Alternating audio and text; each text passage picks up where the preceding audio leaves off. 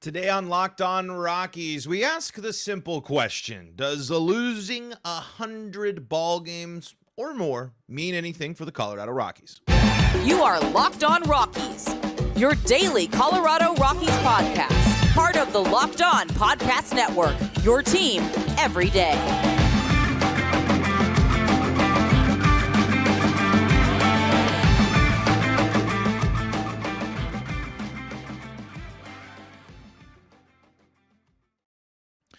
Rock on Rockies fans, welcome into the Locked On Rockies podcast for today, the 7th day of September in the year 2023. I'm your host of the Locked On Rockies podcast, Paul Holden, bringing you your daily Colorado Rockies talk right here on the Locked On Podcast Network, where you can find your team every day.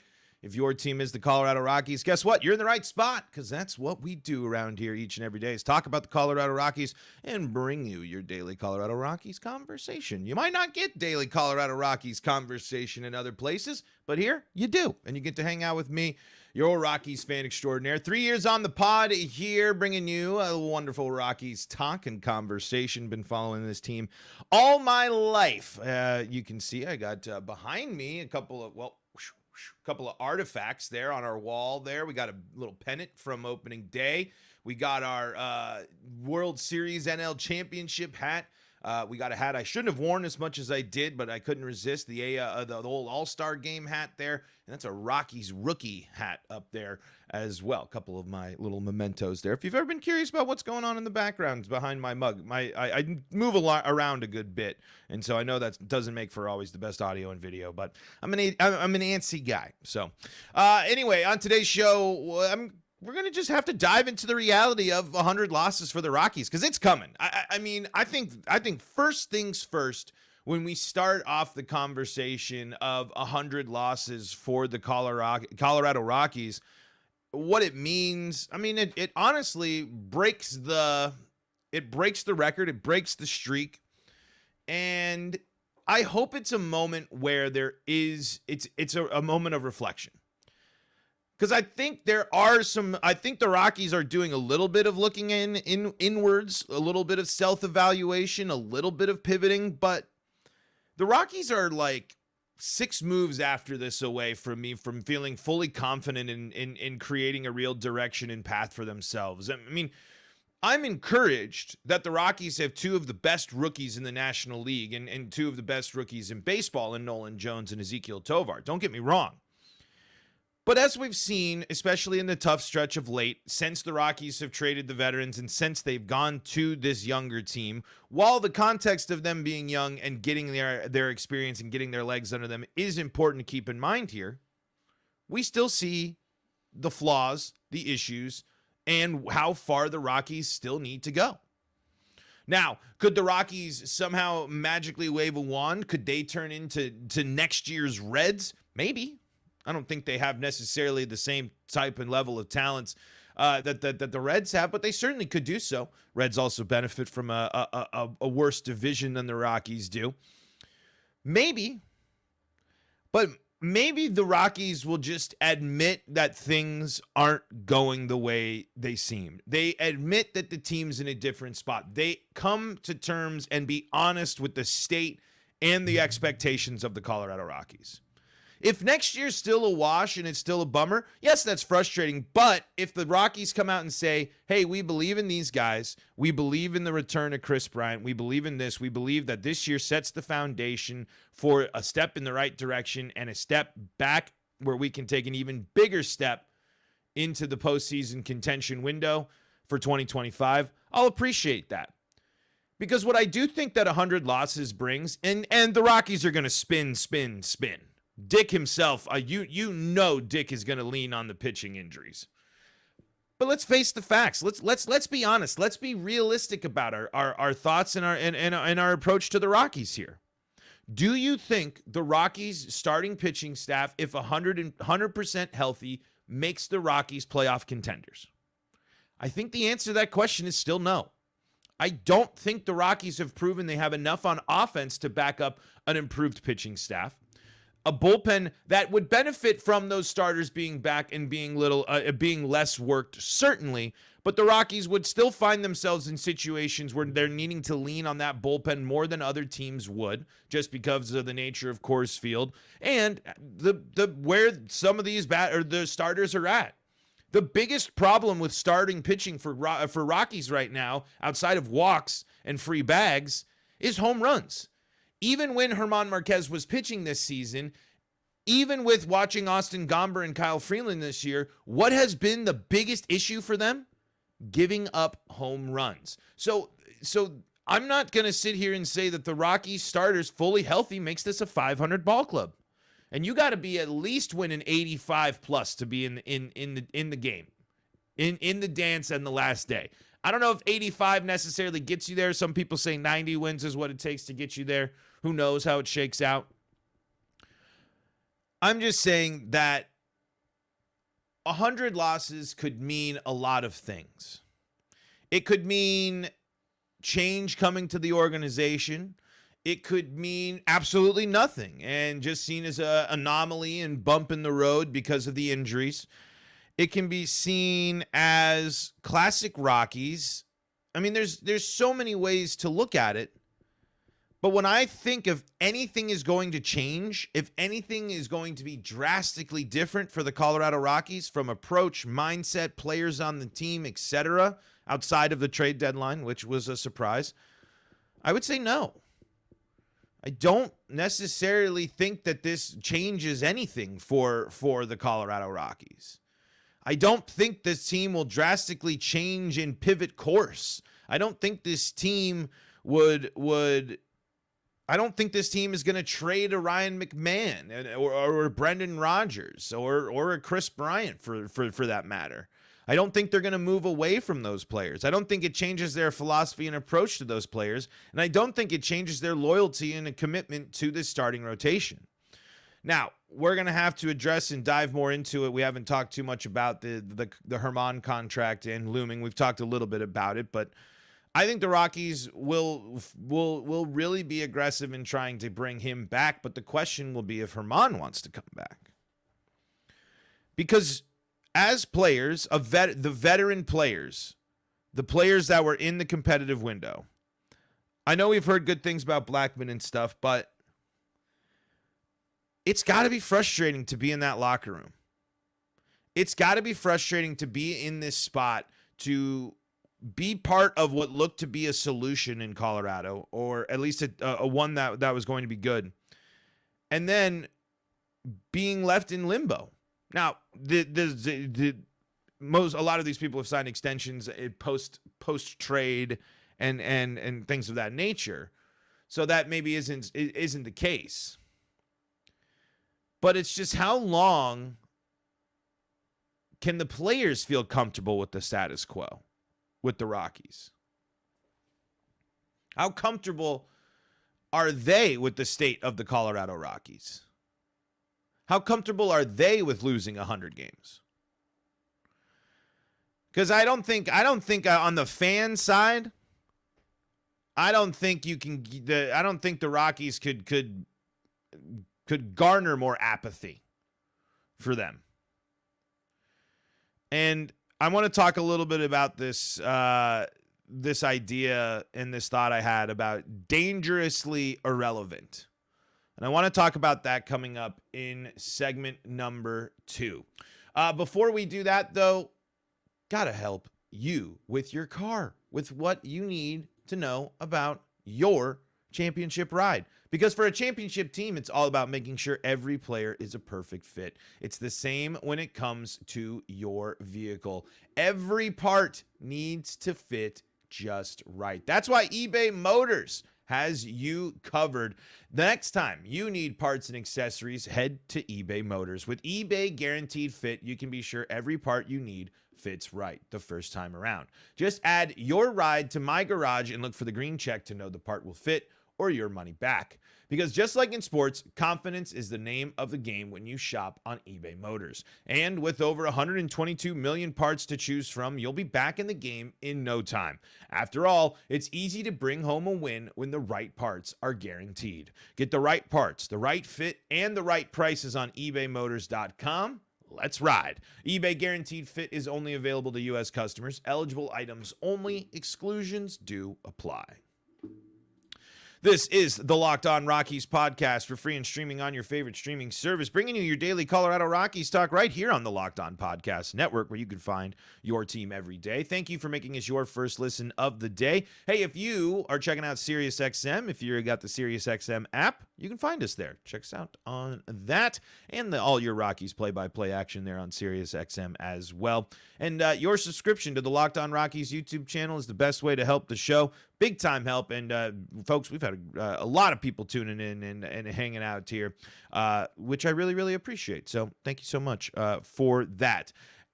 We were talking about 100 losses, what that means for the Rockies, and how I'm kind of in the mindset of I don't necessarily know how much it changes and how much of how much changes I expect from the Rockies. I mean, this is a type of a season where coaching changes need to change. I just don't think anybody in the Rockies coaching staff should have their job feel safe.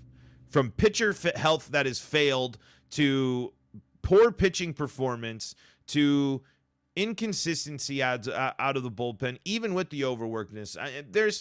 I'm sorry. Foster and company have not done anything to earn to keep their jobs. That type of think of this season will be minimal on the front half and staff side, but for the fan, it's going to be more because the Rockies are on the verge of becoming dangerously irrelevant. And what I mean by that is the Rockies already have to fight to get more coverage than Broncos summer camp training, even in successful seasons for the Rockies. Mixed in now, the Rockies are going to be in TV limbo and could potentially be packaged up with a deal that would make it very difficult for people in Colorado to watch the Colorado Rockies. That has to be something that you need to be concerned about if you are the front office and if you are a fan of this team. Because the Rockies can easily slip away. I'm sorry, the Rockies don't do enough outside of the attendance is the major difference in this factor of relevancy. Coors Field will always be a destination in the summer, and we'll get to that in segment number 3. That relates to this.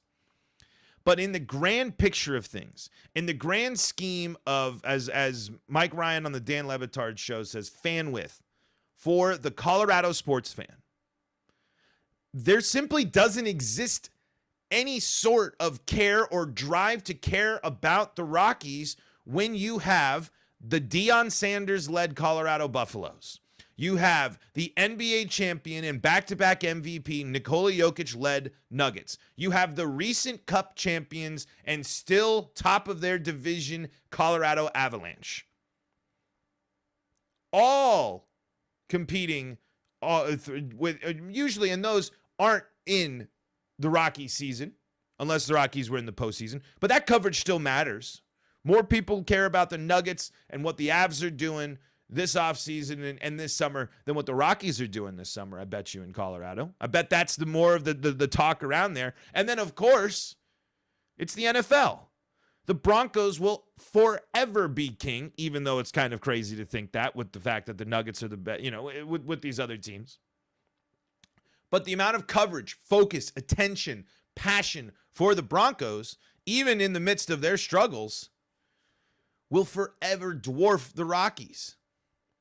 So as the Rockies are navigating this, hopefully, going through this season to hopefully set the stage for not only a return to the playoffs, but a return to relevancy and domination in the mindset and the fan width of fans, they have to be considering this.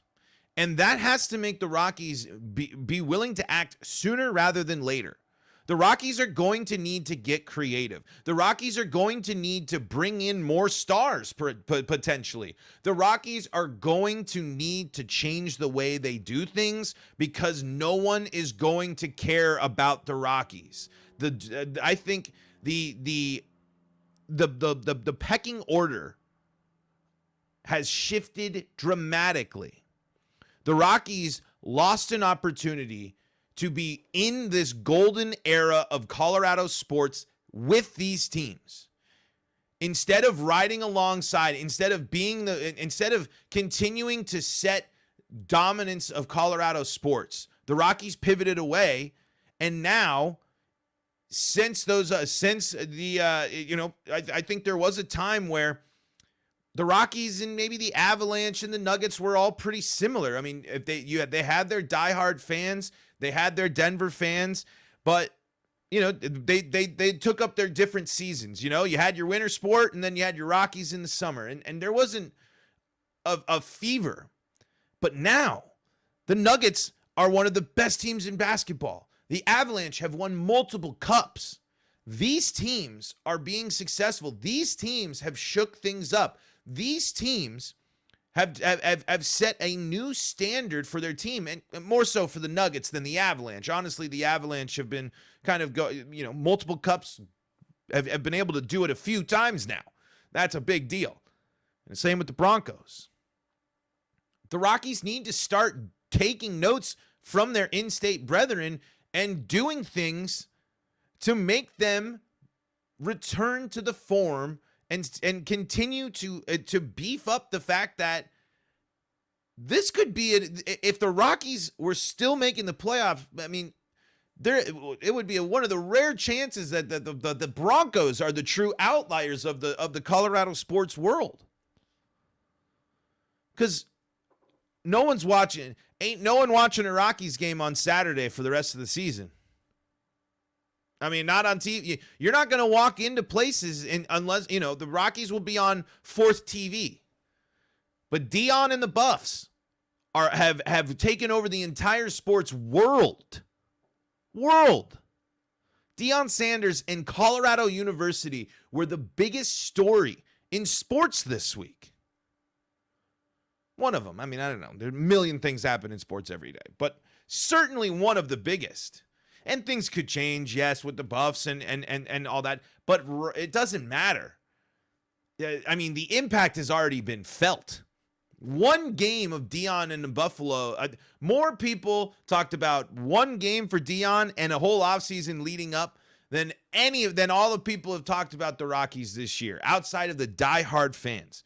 Because for real, true Rockies fans, this season has not been enjoyable to watch, other than getting down to the small slivers of looking for the future, looking at some positives.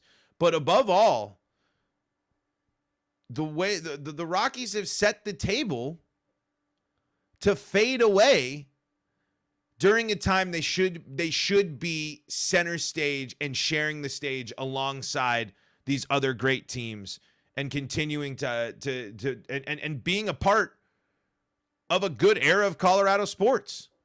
I mean, the Broncos might, the Super Bowl is still relevant enough, and they make even with it not panning out last year, making the Russell Wilson trade and doing them, they're willing to do those league-shaking things.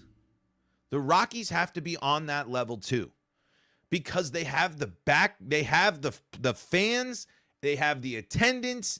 They used to have the TV deal. That really complicates at least one of the parts of the gravy train for the Rockies in Momford. We'll see what happens with that. But I want to go back to the attendance, because the Rockies could still be the talk of the town amongst these teams and still be something that baseball looks to as a success, because their attendance numbers are still good, even though they're a little bit down this year. They might, I'll tell you what might happen this year for the first time in a bit here, coming up in segment number 3. This is the Locked On Rockies podcast. We're free and streaming on your favorite streaming service, bringing you your daily Colorado Rockies talk right here on the Locked On Podcast Network. Thank you so much for making us your first listen of the day. And hey, if you got SiriusXM, check us out on SiriusXM in the SiriusXM app. And folks, we've been talking a little bit about what it means for the Rockies to lose 100 games, what might change, if anything, and the Rockies trying to stay relevant when compared to the other major men's Colorado teams and the major in those sports. And there's not a lot to be really sitting there and thinking that the Rockies are going to be up for that task. But here's the kicker. The Rockies still have good attendance. Now, attendance is down this year.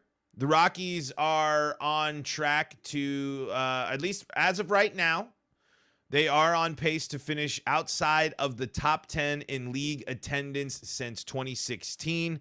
The Rockies still in that year when they finished 11th on that list, averaged 32,129 fans a game. The Rockies are currently sitting at 13th on the list here at attendance, and averaging 32,109, sitting at 13th there. So here's the deal. People are still showing up, and it might be, and it's all, we know how many people are showing up from outside, but that doesn't matter in terms of that, of dollars for Dick Monfort. When you're a team that's able to consistently finish in the top 10 of attendance while consistently finishing outside of playoff competition and contention, you have cracked the code. You have figured it out.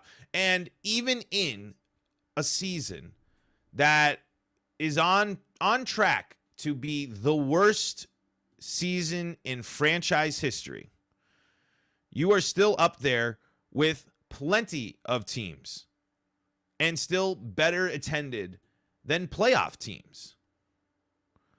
The Rockies, good chance this year, are going to be close to last year's attendance.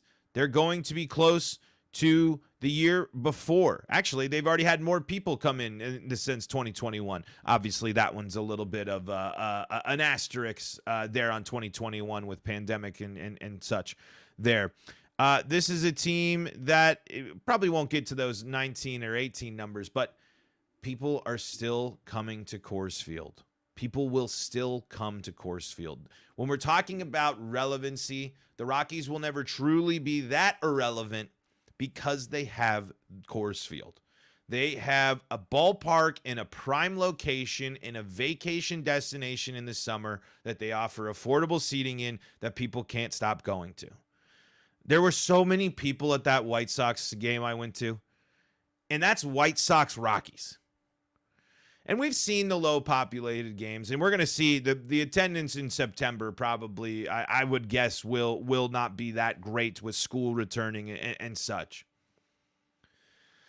But this is why it should be another thing the Rockies take into consideration when they're looking at this. If you can still finish in the top 15 of the league, the top half of the league by being one of the worst teams in the league, and averaging averaging currently 32,000 people a game, which is more than Seattle, Texas, Milwaukee, San Francisco, Cincinnati, Minnesota, Arizona, Cleveland, Baltimore, Washington, Tampa, Miami.